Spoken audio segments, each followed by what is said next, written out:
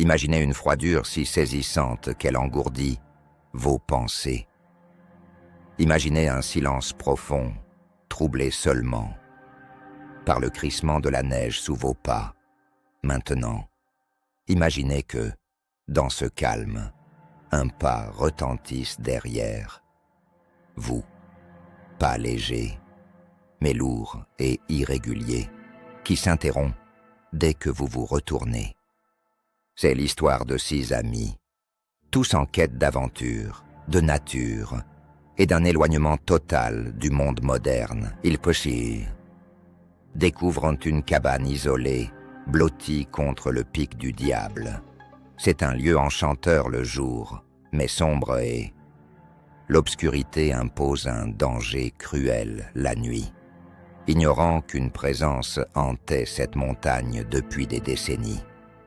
Quelqu'un qui n'accueillait pas les intrus, et cette présence avait perdu toute humanité dans sa façon de chasser. Cette nuit-là, les températures plongent, et le compte à rebours débute, un après l'autre. Restez bien avec nous, car cette histoire pourrait vous faire jeter un regard inquiet derrière vous lors de votre prochaine randonnée. Salut à tous et bienvenue sur la chaîne. Ici, nous aimons frémir, explorer les ombres de l'esprit humain et les légendes qui nous hantent. Si vous êtes nouveau, installez-vous confortablement ou blottissez-vous sous votre couverture, c'est selon. Avant d'éteindre les lumières et d'embrasser l'obscurité, n'oubliez pas de soutenir mon travail. Un simple clic sur j'aime et abonnez-vous avec la cloche activée. Cela m'aide à continuer à partager ces récits terrifiants. Prêt? Alors, commençons. Tout débute un vendredi de janvier. Le groupe s'est composé de 6 amis d'enfance, intimement liés. Alex, le leader serein, Léa, son amoureuse, Sam et Chloé, le couple indissociable, puis Tom et Sarah, toujours avides d'aventure. Ils ont loué ce chalet en ligne, une occasion en or pour un panorama spectaculaire. Pourtant, trop beau pour être vrai, diront certains avec le recul.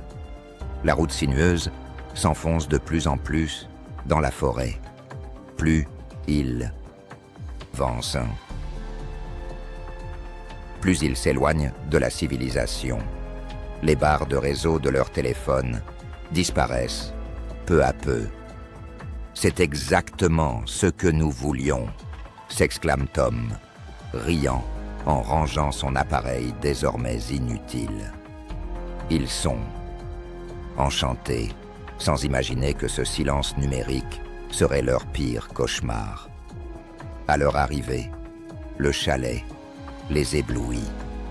Une belle construction, en bois sombre, isolée au cœur d'une clairière. Aucune trace de vie à des kilomètres. Tout autour, des sapins denses, sombres, se resserrant autour du bâtiment à la tombée du jour. Leur première soirée est un moment magique. Ils sortent la raclette, les rires résonnent et les bières circulent. Ils planifient leur grande randonnée du lendemain. Mais vers minuit, alors que le feu commence à faiblir, l'ambiance bascule. Léa se fige, un verre à la main. « Vous avez entendu ?» murmure-t-elle, les yeux rivés sur la fenêtre. Tout le monde se tait. Le silence pèse lourd et l'on entendrait une aiguille tomber. Rien, juste le murmure du vent dans les combles. C'était un gémissement, juste derrière le bois de chauffage, insiste-t-elle, le visage blême. Alex, tentant de la rassurer, se lève. Il ouvre la lourde porte en bois et éclaire la neige de sa lampe. Torche. Il n'y a rien, Léa. Juste une branche qui frotte, ou un renard curieux. Finalement, ils vont se coucher. Mais Léa reste éveillée avec l'impression que quelqu'un, de l'autre côté de la vitre givrée, mesurait leur cœur battant. Au matin, la neige étincelle sous un soleil glacial. Leur peur de la veille semble absurde. Ils se mettent en route pour une longue randonnée vers un lac gelé, à 3 heures de marche. Loin du chalet, en pleine nature, Sam s'arrête. Soudain, hé, regardez ça, ce n'est pas normal. Le groupe revient vers lui. Sam montre des traces dans la neige fraîche, loin du sentier. Ce ne sont ni des bottes, ni des traces d'ours. Ce sont des empreintes de pieds nus, humaines, mais d'une longueur inhabituelle, les orteils semblant s'accrocher à la terre, gelés. Par moins 15 degrés, quelqu'un s'est aventuré ici, sans chaussures. Les traces sortent des bois épais, suivent un chemin pendant quelques mètres, puis s'arrêtent, net, face à une souche d'arbre. Sarah, essayant de dissimuler son malaise, rigole. Peut-être qu'un ermite fait du survivalisme. Personne ne répond. Le silence des montagnes devient étouffant. Alex note alors un détail qui lui glaçait le sang. Les empreintes ne s'arrêtent pas là. Elles repartent, mais cette fois plus profondes, comme si un poids s'était ajouté. Il décide de faire demi-tour. L'aventure a pris une tournure inquiétante. De retour au chalet, le soleil se cache déjà derrière les sommets. La porte d'entrée est entr'ouverte, oscillant. Sous le vent, Alex entre le premier, le souffle court. Y a-t-il quelqu'un? L'intérieur est un tableau de chaos silencieux. Le salon a été fouillé, mais d'une manière troublante. Leurs sacs à dos sont renversés, les vêtements éparpillés. Ce qui choque, c'est que rien n'a été volé. Pas une montre, ni portefeuille, juste de la nourriture et un objet étrange trônant sur la table.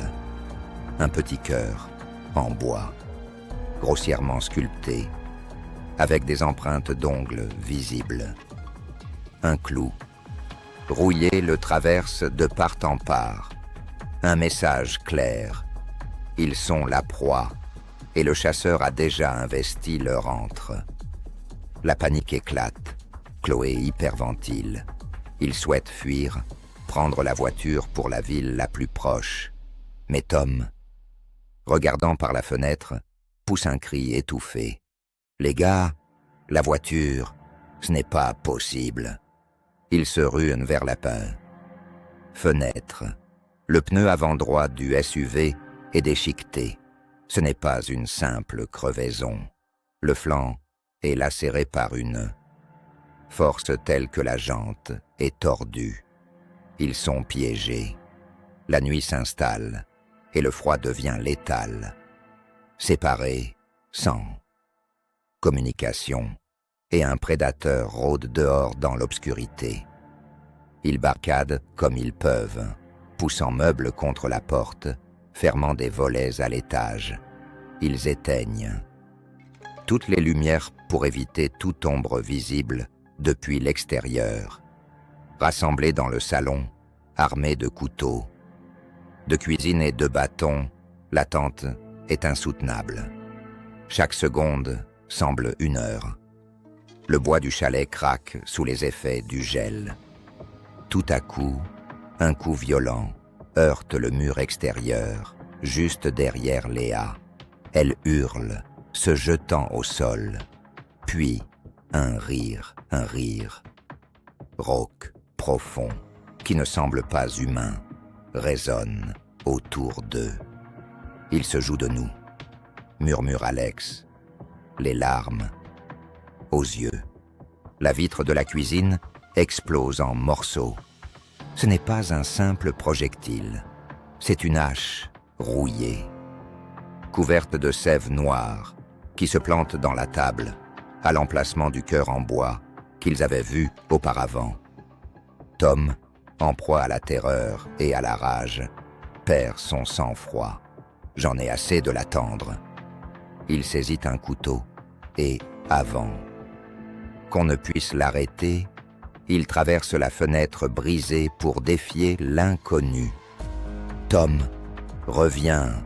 crie Sarah, les pas. Rapide dans la neige, des cris, puis un bruit de lutte.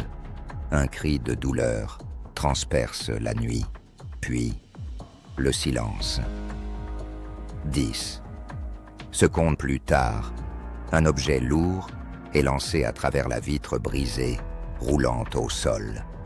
C'est la lampe torche de Tom. Allumée, mais la lentille brisée, son corps trempé de rouge, émet encore une chaleur dans le froid du salon. La terreur est totale. Chloé s'effondre en larmes, Sam tente de l'aider. Alex sait qu'ils n'ont qu'une chance. Gara, la vieille motoneige que nous avons vue, en arrivant. Allons-y ensemble, maintenant.